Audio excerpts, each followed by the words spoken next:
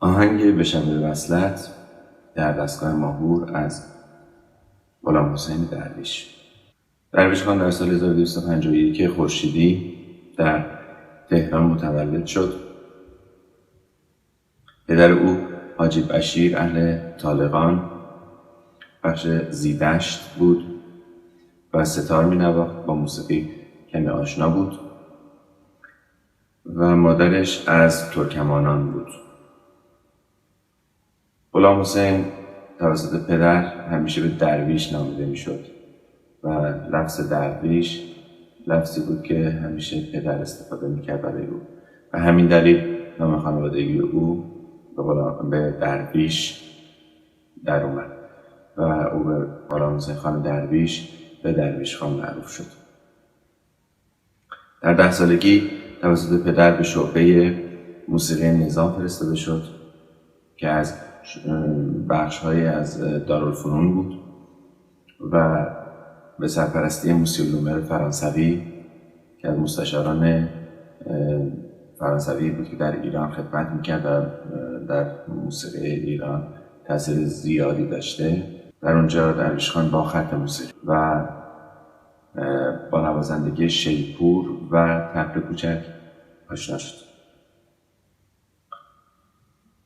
او به همین واسطه به دربار شاهی رفت آمد میکرد. درویش خان در دوره 4 شاه قاجار زندگی کرد: ناصرالدین شاه،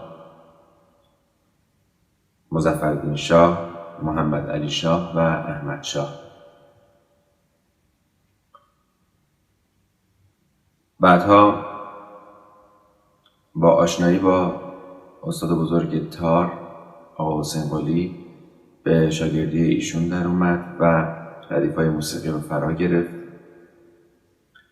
و بعدها به کلاس میرزا عبدالله رفت.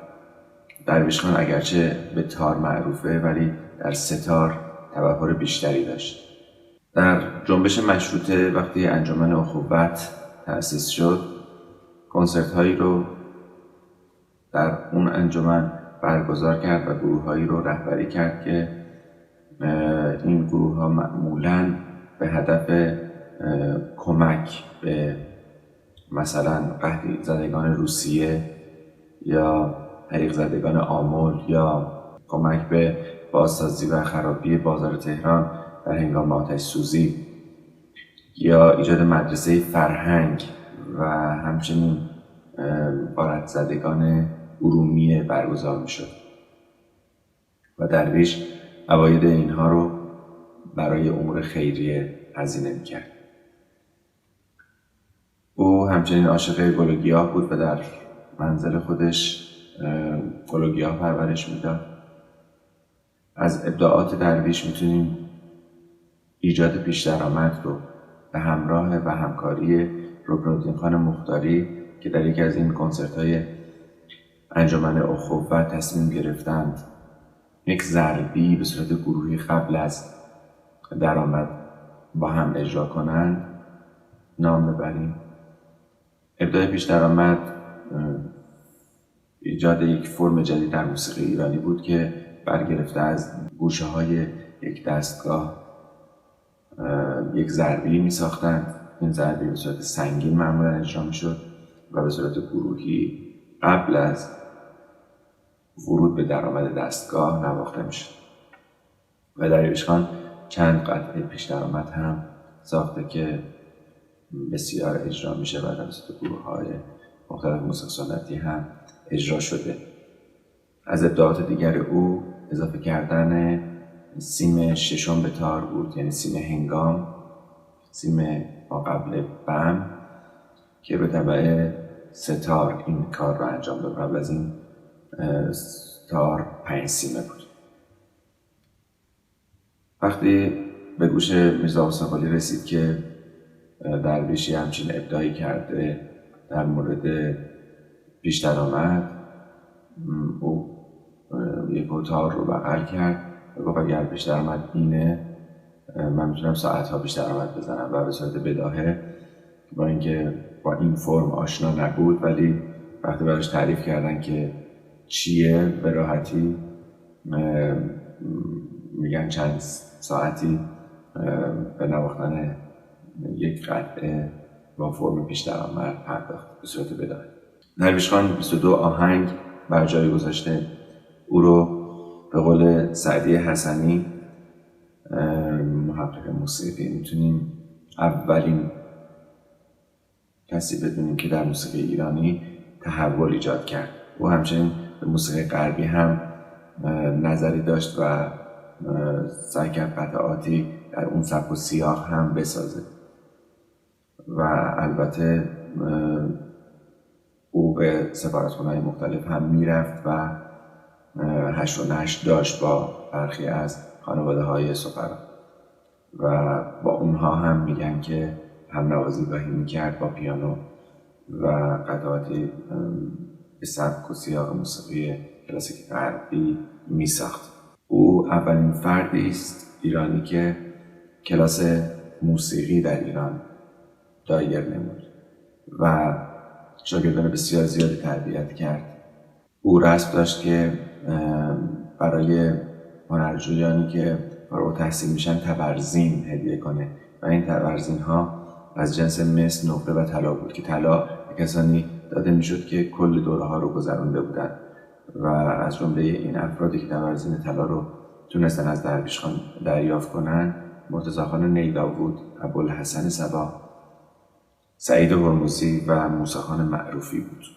54 ساله بود که در شب چهارشنبه 2 آذر 1305 وقتی از یک محفلی از منزل یکی از دوستان به خانه برمیگشت درشکه اجاره نمود و این درشکه در تهران آن زمان با خودرویی تصادف کرد که یکی از حدود 50 خودرویی بود که در تهران وجود داشت و متاسفانه اولین سانحه تصادف در ایران توسط خودرو به نام او ثبت شد، یعنی درویش خان. او رو مردم به سرعت به بیمارستان بردن. اسب که دو تا اسب در جا کشته شدن، درشکچی هم کشته شد و درویش که ضربه مغزی شدیدی خورده بود به بیمارستان نظمیه تهران که بهترین بیمارستان اون دوره بود انتقال پیدا کرد و بعد از 5 روز درگذشت.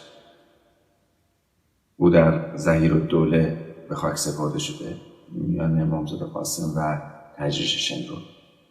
تصنیف به شب وصلت با شعر ملک الشعرای بهار هست که همکاری نزدیکی با درویش خان داشته و در سال 1288 این تصنیف ساخته میشه و در یک نمایش به صورت عمومی اجرا میشه. این آهنگ رو در ماهور می بمول اجرا میکنیم. ماهور می بمول درش می بمول داریم، لا بمول داریم و سی بمول داریم. در تارهایی که لا بمول در قسمت سیم زرد وجود نداره هم میشه در بالا اجرا کرد، یعنی در سیم اول اجرا کرد و همین که میتونیم پرده لا کورونمون رو کمی عقب‌تر بکشیم که لا بمول ایجاد بشه. کوکی که در این قطعه قرار دادیم دو، سول، سی بمول و می بمول. سول سی سی لاس لا سول فا سول لاس لاس لاس سول فا فا سول لاس لاس سول سول فا می فا سول سول فا سول فا می فا سول سول سول فا فا می سی لا لا سول سول لا سی سول لا سی سی لا لاس لاس لا سول سول فا فا لا سول سول فا فا سول لا فا سول لاس لا سول سول لا سول سول فا فا فا. که در اینها که تحریری داریم راست چپ راست میزنیم. مثلا اینجا سول سول فا فا فا که راست چپ راست و بعد اشاره هم داره سول بلا فا بلا. بعد از اون میگیم فا سی سی لا سول سول فا فا می فا سول سول فا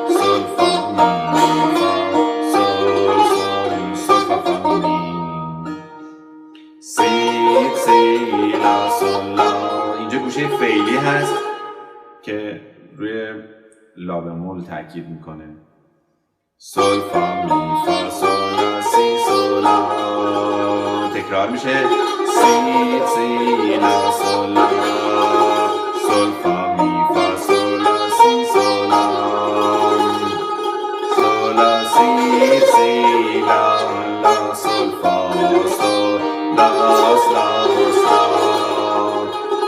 لا دو دو سی سی لا لا سول سول فا سول لا سی سی لا لا سول فا سول لا لا سول فا فا فا سی سی لا لا سول سول فا فا می فا سول سول فا سول فا می فا سول سول سول فا فا می.